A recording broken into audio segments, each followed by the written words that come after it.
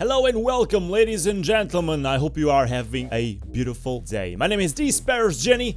E3 is over, and with it, I wanted to make a video about my most anticipated games that were showed in that convention. I would probably donate one of my testicles, a kidney. I would probably donate a kidney to play one of those games. Let's get to it. In order of hype, in the very first place, Gwent, the Witcher card game by CD Projekt Red. It's gonna come out in September 2016, so we are very close to its release.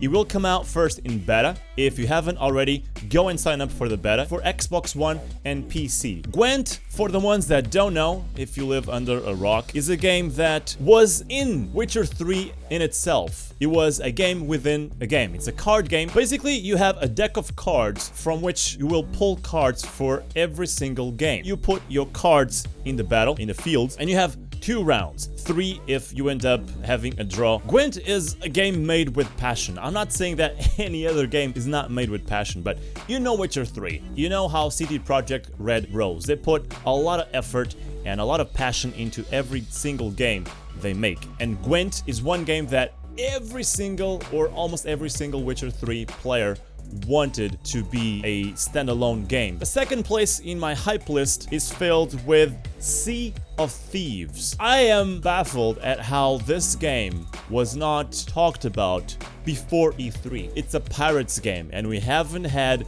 a very good third-person action pirate game in a very long time. Sea of Thieves is being made by Rare and Microsoft. It's gonna come out for Xbox One and PC. The release date is yet to be announced. A lot of people only know Sea of Thieves now after E3. I knew before E3 what the game was capable of. I know what it was about. It resembles a lot, when you look at it, it resembles a lot the art style of Monkey Island. And Sea of Thieves is about team play. Every single crew member has a job, and if they all work together well, you end up winning fights against other ships. But it's not just about that. You also have actions like crafting, probably housing, I would say. Third place on my list, Battlefield 1. The last Battlefield game I played was the third one. I played all the ones before that, and I stopped playing them because more and more they would become the same thing. I enjoyed Battlefield much more than Call of Duty because Battlefield had planes, tanks, ships, motorcycles, jeeps. They had vehicles that you could drive in a huge map when compared to something like Call of Duty, which, was for a different niche. Battlefield 1 is not only coming back to its roots in that sense, but it's also coming back in time. It's gonna be themed World War I. It's kind of funny to watch this paradox and to think about it, how games before were always about the World War, then they shifted into modern shooting, and now it's the complete opposite, at least in my understanding. I am one of those that really want to see a good World War themed shooter again. Battlefield, if you don't know, is a shooter by DICE and Electronic Arts. It's gonna come out for PC, PS4, and Xbox One October 21st, 2016. I can't wait for that, and I will play the heck out of it. In my fourth place, Mafia 3. It's from Hangar 13 and 2K Games. It's gonna be out for PC, Xbox One, PS4 in October 7th, 2016. While people were playing back in the day GTA, I was playing Mafia. It's not like I don't enjoy GTA, but at the time I would enjoy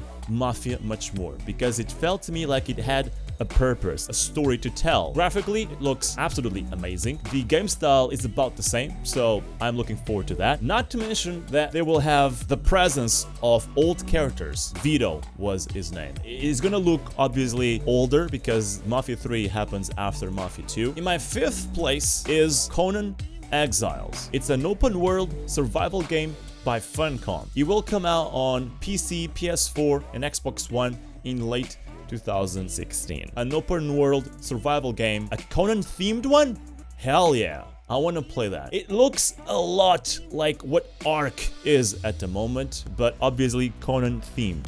You can build your own places, you can build your own house, you can form tribes and make a tribe with it. You might argue, okay, it's one more of those open world survival games, but hey, we want good open world survival games. We don't want bad open world survival games, and we see a lot of those coming out every single day. On my sixth place in my hype list, South Park: The Fractured Butthole by Ubisoft. It's gonna come out for PS4, Xbox One, PC, and it will be out on December the 6th, 2016. The Stick of Truth was like this huge surprise to me. The game was great. They don't hide, you know, cursing. They don't hide all the stupidity and all the critics that they throw in the series.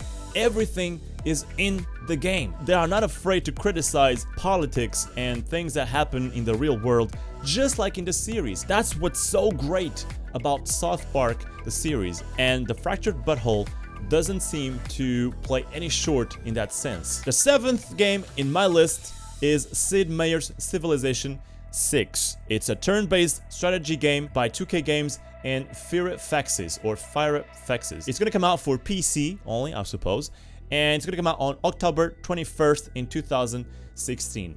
Another great installment in October. October will be this crazy month for gaming. I have never played Civilization in my channel.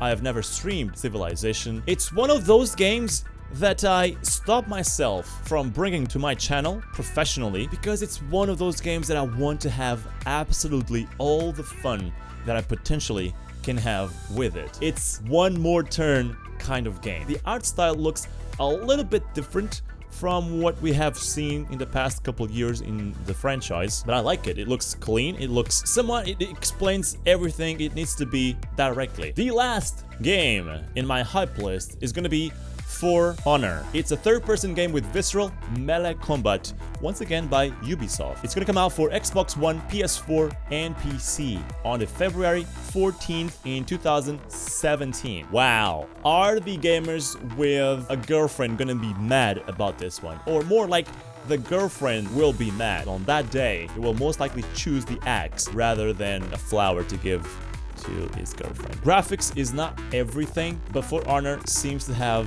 a great game style as well. You are supposed to choose one of the available factions, either the samurai, the Vikings, or the knights. I am really looking forward to be a samurai. I'm looking forward to a good story in the game, but I'm also looking forward to its multiplayer. I have hopes it plays somewhat like Chivalry. The following list are honorable mentions. Death Stranding. It's the new Kojima's game after he left Konami, and he said it was somewhat an action game. It will be unlike anything you've ever played before. Steep.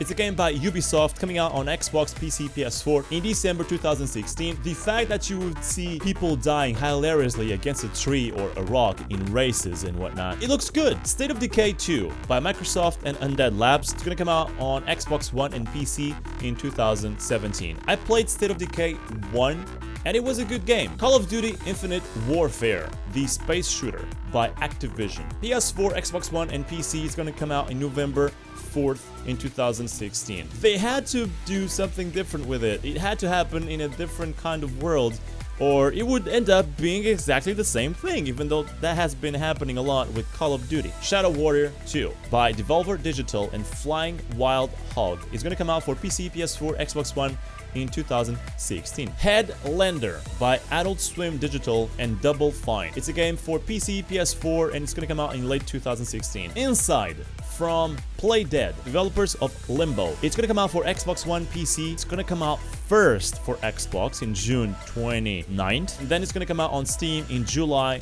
the 7th. Mother Russia Bleeds by Devolver Digital and Le Cartel. It's gonna come out for PS4, PC in late 2016. Absolver by Slow Clap and Devolver Digital. For PC, PS4, Xbox One, it's coming out on 2017 with no month announced. Tell me what games have you enjoyed watching the most at E3. Tell me what you think of my own list and if you are excited for the games that I've just announced. And ladies and gentlemen, thank you so much for watching. Like the video if you haven't by now. Subscribe if you are new around here. And I will see you guys on the next one.